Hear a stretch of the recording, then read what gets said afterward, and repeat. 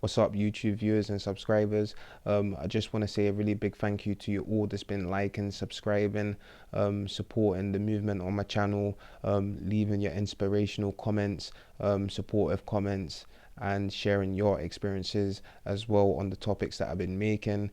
Late last night, I got a notification from YouTube congratulating me on getting 100 subscribers on YouTube, and when I checked I had 104. So without you all I wouldn't have been able to have done that, so thank you all as well.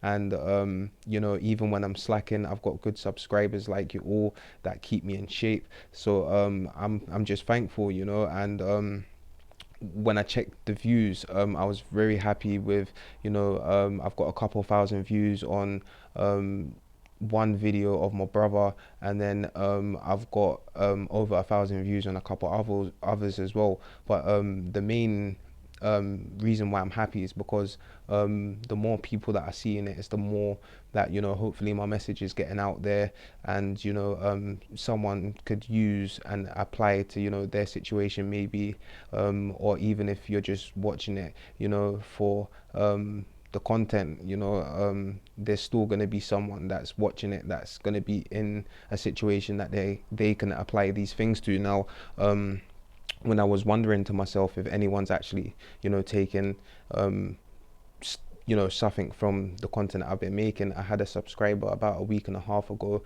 and unfortunately they're going to prison.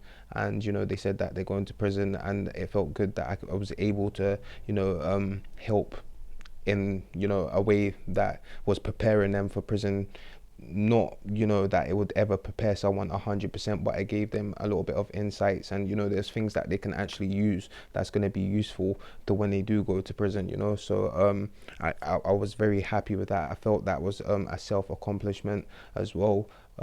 So yeah, let me get into this main video now. This one is all about drugs in prison, because I've had a few people interested in about drugs in prison. Now, if you've been to prison, you know that it's true, like they say on the outside, every single drug that you get on the outside, you certainly get on the inside. It's accessible, it's very pricey. Me myself personally, I never took drugs in prison.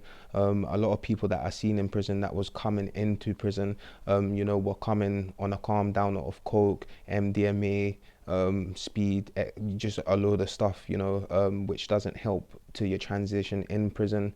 You know, so I seen people on that side effects, which I'll go a little bit more into.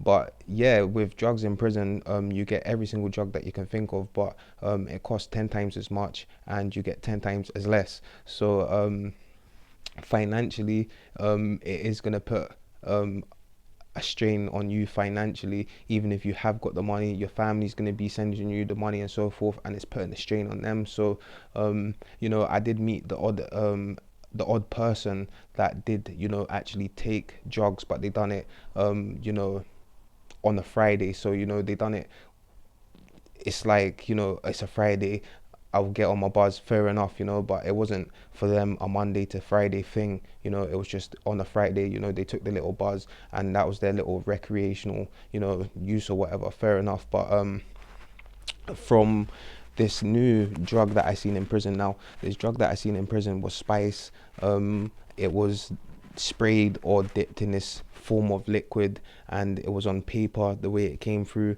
so everyone was smoking this paper, it's called, and they would pull it on, you know, their vape pen and smoke it. Now you only get a buzz for about 20 minutes, so I've seen people smoke it and they're chasing it up again. I've seen people chase it up at 8 o'clock in the morning as soon as they get let out.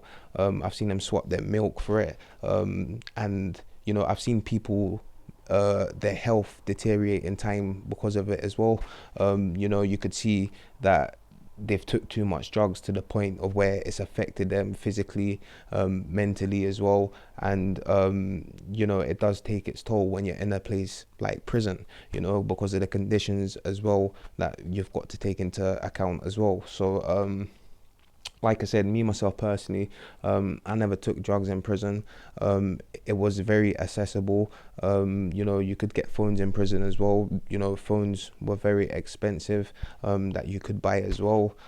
So yeah, with drugs in prison, you know, it's not a thing that you would really want to be taking or playing about with, because like I said, when I got transferred to the second prison, there was a lot of the buzzers in my cell that wasn't working, the emergency one and the call button or whatever. So if you're unwell genuinely, let alone taking, you know, without the drugs or so forth, then you're gonna have a lot of problems when you do take a funny turn and you're pressing your buzzer, and you know it takes the guards 45 minutes alone just to get to yourself. So you know, it's a sad thing as well, because I've seen a lot of people, you know, swap their medication for drugs, and when you walk past their cell, you see that they have the bare minimum. Their hygiene isn't on point as well. And the thing that you have to think about, like I said, with sharing a cell with someone in my last video, well, not in my last video, but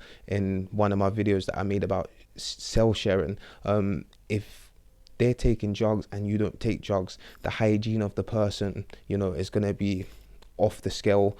You know, the hygiene in the cell is going to be off the scale as well. But like I said, you know, for the prison guards, it's good for them because it's easier for them when it comes to bang up time to, you know, putting, you know, people behind their doors because they're drugged up, you know. And like I said, there's a lot of people that swap, you know, their medication for other things and so forth as well, you know. So there's a lot of drugs in prison. And the only thing that I would admit that I did take in prison was sleeping tablets, because at night it was a nightmare to get asleep. I just couldn't sleep. To get to, you know, to the doctors, you was on a waiting list of like 6 weeks before you even got seen to, which was crazy and so forth. So I took the odd occasional, you know, half a sleeping tablet, which my cellmate did as well, and he never took, you know, any kind of drugs in there, because when I first met him, the first thing he asked me, you know, is, do you take drugs? I said no. I asked him, he said no. So, you know, I instantly trusted him when he said, you know, that it's nothing that's gonna, you know, put your life at risk. It's just a sleeping tablet to help you get to sleep, you know. So yeah, like I said, me and him are still good friends to this day.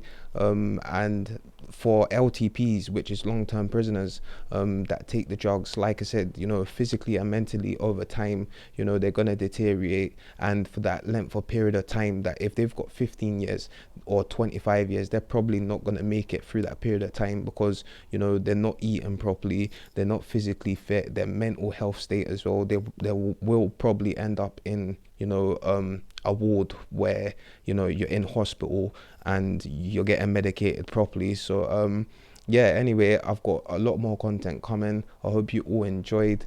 Stay locked, and I'll catch you on the next one.